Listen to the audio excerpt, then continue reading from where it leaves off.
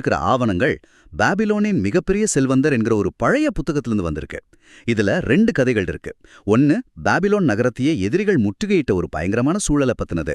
இன்னொன்னு கடனில் மூழ்கி அடிமையா விற்கப்பட்ட டபாஸ்ங்கிற ஒரு ஒட்டக வியாபாரியோட வாழ்க்கைய பத்தினது. ஆமா, இந்த கதைகள் ஆயிரக்கணக்கான வருஷங்களுக்கு முன்னாடி நடந்ததா இருக்கலாம். பட் இது சொல்ல வர்ற பாடங்கள் இன்னைக்கும் அப்படியே 100% நமக்கு பொருந்தும். கரெக்ட். பாதுகாப்பு, மன உறுதி, உண்மையான சுதந்திரம்னா என்ன, இது மாதிரியான சில பெரிய கேள்விகளுக்கு இந்த 2 பண்டைய கதைகள்ல இருந்து நீங்க என்ன கத்துக்கலாம்னு தான் நம்ம ஆழமா பார்க்க போறோம். சரி, வாங்க ஆரம்பிக்கலாம். முதல் கதை பாபிலோன் நகரத்தையே ஒரு பதற்றம் சூழ்ந்திருக்கிற ஒரு நேரத்துல தொடங்குது. நகரத்துக்கு வெளியே அசீரிய படைகள் குவிஞ்சிருக்கு. போர் கருவிகளோட சத்தம், மக்களோட அலறல் கேக்குது. நகரத்துக்குள்ள பன்சார்னு ஒரு வயசான போர் வீரர் அந்த பெரிய சுவரோட உச்சியில நின்னு போரை கவனிச்சுட்டு இருக்கார். அந்த காட்சிய கொஞ்சம் கற்பனை பண்ணி பாருங்க. வெளியில எதிரிகள், உள்ள இருக்கிற மக்களுக்கு என்ன நடக்குதுன்னே தெரியல. ஒரே பயம், குழப்பம். அவங்க நம்பிக்கையோட பாக்குறது ஒரே ஒரு ஆளத்தான். ஆமா, அந்த அனுபவமிக்க வீரர் பன்சார மக்கள் எல்லாரும் பயத்துல உறைஞ்சு போய் அவர்கிட்ட ஓடி வராங்க.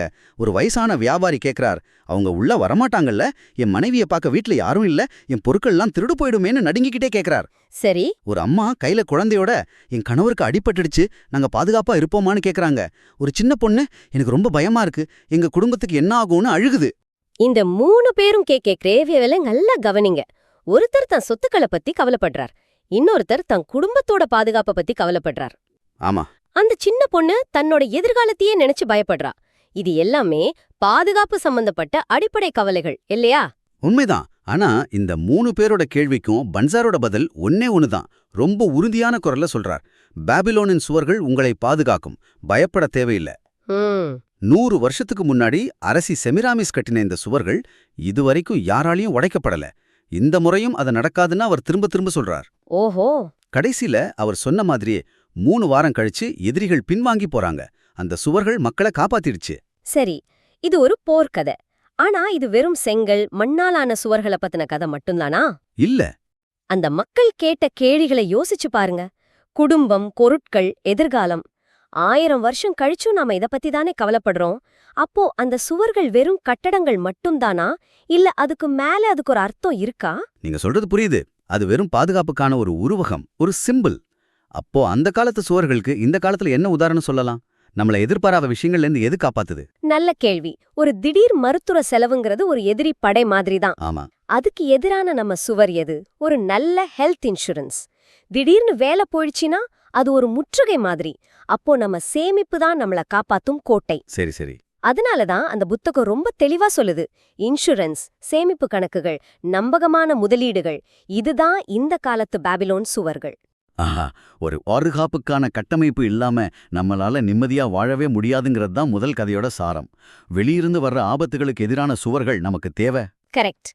ஆனா எல்லா பிரச்சனையும் வெளியிருந்து வர்றதில்லையே. சில சமயம் நமக்கு நாமே தான் பெரிய எதிரி. ஆமா. நம்மளோட முடிவுகள் தான் நம்மள ஒரு முற்றுகைக்குள்ள தள்ளிடும். உண்மைதான். சில சமயம் நமக்கு பெரிய எதிரியே நம்ம மனசு தான். நீங்க சொல்றது அடுத்த கதைக்கு ஒரு சரியான அறிமுகம். இது டபாசீர் என்கிற ஒருத்தரோட கதை. இந்த கதை எவ்வளவு பழமையானதுன்னா, இத 1930கள்ல ஒரு பேராசிரியர் களிமண் பலகைகளிலிருந்து மொழிபெயர்க்கிறார். சுவாரஸ்யம் என்னன்னா, இத படிச்சதும் அவர் என்ன சொல்றார் தெரியுமா? என்ன சொல்றார்? நானும் என் மனைவியும் எங்க கடன் பிரச்சனையை தீர்க்க இந்த ஐடியாவை பயன்படுத்த போறோம்னு. அப்படி என்னதான் அந்த பலகைகள் இருந்துச்சு? வாங்க அதை பார்க்கலாம். டர்காட்னு ஒரு இளைஞன் 2 நாளா சாப்பிடாம பசியில் இருக்கான். ஏன்னா அவன் கடனில் மூழ்கி இருக்கான். சரி. அவனுக்கு கடன் கொடுத்தவர் தான் இந்த டபாசர். அவரை பார்த்தா பணத்தை கேட்பாரேன்னு இவன் அவரை தவிர்க்க நினைக்கிறான். ஆனா விதி பாருங்க, நேரா அவர்கிட்டயே போய் மாட்டிக்கிறான். டபாசர் ரொம்ப நேரடியா கேக்குறாரு, டர்காட், நீ எனக்கு தர வேண்டிய காசை தராம சுத்திக்கிட்டு இருக்கியே, உன் வயிறு காயுதே, சாப்பாட்டுக்காவது வழி இருக்கான்னு. டர்காட்டால பதில் சொல்ல முடியல. ஆமா, துரதிர்ஷ்டம் என்னை துரத்துது, என்னால பணம் கட்ட முடியல அப்படின்னு ஒரு பலவீனமான காரணத்தை சொல்றான். ஒரு நிமிஷம், இங்கதான் எனக்கு ஒரு விஷயம் இடிக்குது. டபாசிர் அவனை பார்த்து, துரதிர்ஷ்டமா? உன் சொந்த பலவீனத்துக்கு கடவுள்களையா குறை சொல்ற? சரி வா, என்னோட சாப்பிடுன்னு கூட்டிட்டு போறார். ஓகே. ஆனா உணவகத்துக்கு போனதும் தனத்து மட்டும் ஆட்டுக்கறியும் நல்ல சாப்பாடும் ஆர்டர் பண்ணிட்டு டர்காட்டிற்கு குளிர்ந்த தண்ணிய மட்டும் கொடுக்க சொல்றார். அவன் பசியில இருக்கான்னு தெரிஞ்சும் அவன் முன்னாடி உட்கார்ந்து இவர் மட்டும் சாப்பிடுறாரு. இது ரொம்ப கொடூரமா இல்லையா? எதுக்கு இப்படி பண்றாரு? இது பார்க்க கொடூரமா தெரியலாம், ஆனா அது அவரோட நோக்கம் அல்ல. அவர் ஒரு முக்கியமான பாடத்தை கத்துக் கொடுக்க அந்த சூழலை வேண்டுமென்றே உருவாக்குறார். புரியல. அதாவது டர்காட்டோட பசி வெறும் வயிற்று பசி இல்ல, அது ஒரு நல்ல வாழ்க்கைக்கான பசி, முன்னேற்றத்துக்கான ஏக்கம். அந்த சங்கடமான நிலையில அவனை உட்கார வைக்கும்போது அவனோட பிரச்சனை எவ்ளோ பெருசுங்கிறத அவனுக்கே புரிய வைக்க முயற்சிக்கிறார். ஓ, வெறும் அறிவுரையா சொல்றத விட இப்படி ஒரு அனுபவம் மூலமா புரிய வைக்க நினைக்கிறார். ஓகே, இப்ப புரியுது. அதுக்கப்புறம் டபாஷிர் தன் கதையை சொல்ல ஆரம்பிக்கிறார். அவரும் இளமையில ஒரு சேனம் செய்றவரா இருந்திருக்கார்.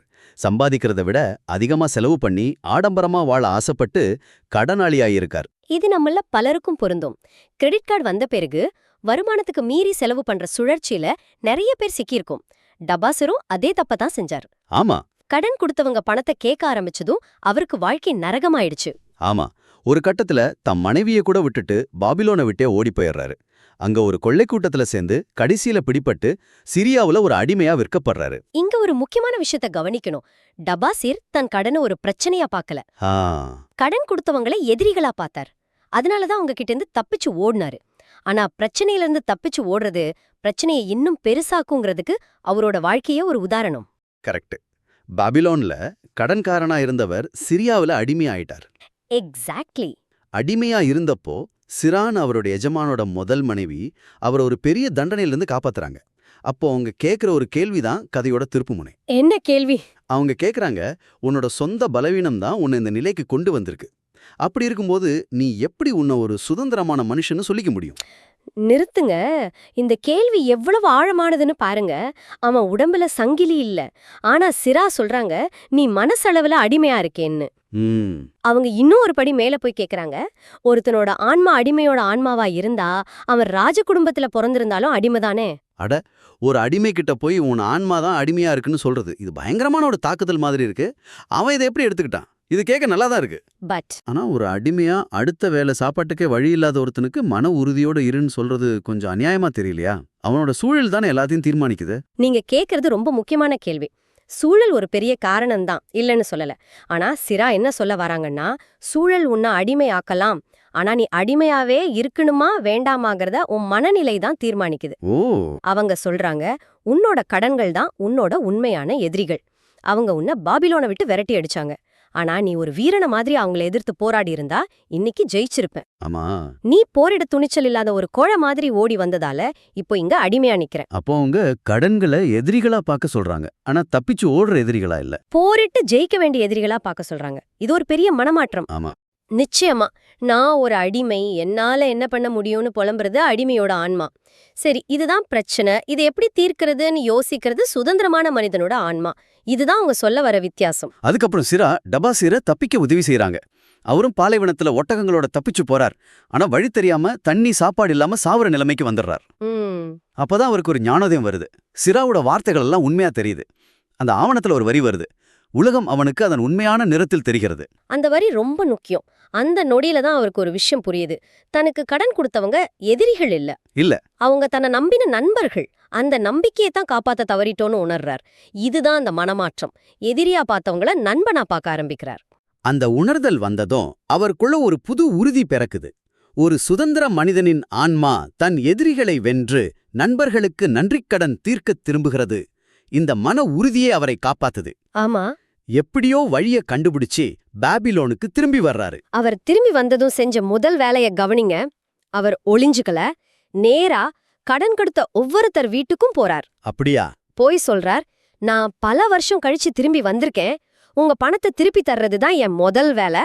கடவுள் அருளால எவ்ளோ சீக்கிரம் முடியுமோ அவ்வளோ சீக்கிரம் உங்க கடனை அடைப்பேன்னு உறுதி கொடுக்கறார். அதுக்கப்புறம் ஒட்டக வியாபாரத்துல சேர்ந்து கொஞ்சம் கொஞ்சமா சம்பாதிச்சு ஒவ்வொரு பைசாவா திருப்பி கொடுத்து கடைசியில ஒரு பெரிய செல்வந்தரா ஆகிடுறாரு. இதுதான் அவர் டர்காடுக்கு சொன்ன கதை. இந்த திருப்புமுனைய நாம ஒரு பரந்த கண்ணோட்டத்துல பார்த்தா உண்மையான மாற்றம்ங்கிறது வெளியிருந்து வரதில்ல. அது ஒருத்தரோட உள் மனசுல ஏற்படுற கண்ணோட்டம் மாற்றத்தால தான் வருது. ஆமா, பிரச்சனையை நீங்க எப்படி பாக்குறீங்கிறது தான் எல்லாத்தையும் தீர்மானிக்குது. பிரச்சனையை கண்டு ஓடுறீங்களா இல்ல அதை நின்னு ஜெயிக்க பாக்குறீங்களாங்கிறது தான் சுதந்திரத்தையும் அடிமைத்தனத்தையும் தீர்மானிக்குது. கதையை சொல்லி முடிச்சதும் டமாசி சமையல்காரரை கூப்பிட்டு சொல்றார், என் நண்பரோட மகனுக்கு நிறைய இறைச்சியை கொண்டு வாருங்கள், அவர் பசியுடன் இருக்கிறார். அந்த பாடம் டர்காட்டுக்கிட்டு சரியா போய் சேர்ந்ததுக்கு இது ஒரு அடையாளம். அவனோட வயிற்று பசியை மட்டும் இல்ல, அவனோட வாழ்க்கைக்கான பசியும் அவர் புரிஞ்சுக்கிட்டார். கதையோட நீதி, எங்கே மன உறுதி இருக்கிறதோ அங்கே வழி பிறக்கும். ஆமா, இது வெறும் கதை இல்லைன்னு நாம ஆரம்பத்துல பேசின அந்த பேராசிரியர் கடிதம் நிரூபிக்குது. கரெக்ட். 5000 வருஷத்துக்கு முன்னாடி ஒருத்தன் எழுதின கடன் பிரச்சனைக்கான தீர்வு 1934ல இருக்கிற ஒருத்தருக்கு அப்படியே பொருந்துதுன்னா அது காலத்தால் அழியாத ஒரு உண்மை. அது வெறும் கட்டுக்கதை இல்ல, ஒரு நடைமுறை தத்துவம்னு இது உறுதிப்படுத்துது. ஆக இன்னைக்கு நாம 2 முக்கியமான யோசனைகளை பார்த்தோம். ஒன்னு, பாபிலோனின் சுவர்கள் கதை மூலமா நமக்கு ஒரு அடிப்படை பாதுகாப்பு எவ்வளவு முக்கியம்னு தெரிஞ்சுக்கிட்டோம்.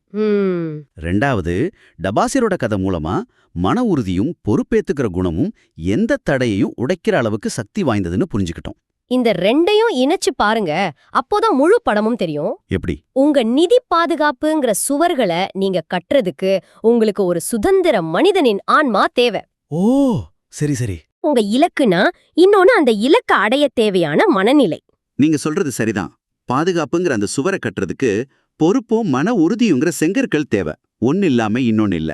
கரெக்ட். இந்த கதைகளின் அடிப்படையில உங்களுக்காக ஒரு சிந்தனை. சிரா டபாசிரிடம் அவனோட கடனை வச்சு அவனோட ஆன்மா சுதந்திரமானதா இல்ல அடிமையானதான்னு கேட்டாங்க. ஒரு நிமிஷம் உங்க வாழ்க்கையை யோசிச்சு பாருங்க. அது நிதி சம்பந்தப்பட்ட விஷயமா இருக்கலாம், இல்ல நீங்க தேங்கி நிக்கிறதா உணர்ற எந்த ஒரு விஷயமா கூட இருக்கலாம். நீங்க எந்த எதிரிகள்கிட்ட இருந்து ஓடிக்கிட்டு இருக்கீங்க? ஒரு சுதந்திர மனிதனோட ஆன்மாவோட திரும்பி நின்னு அந்த பிரச்சனைகளை எதிர்கொள்றது எப்படி?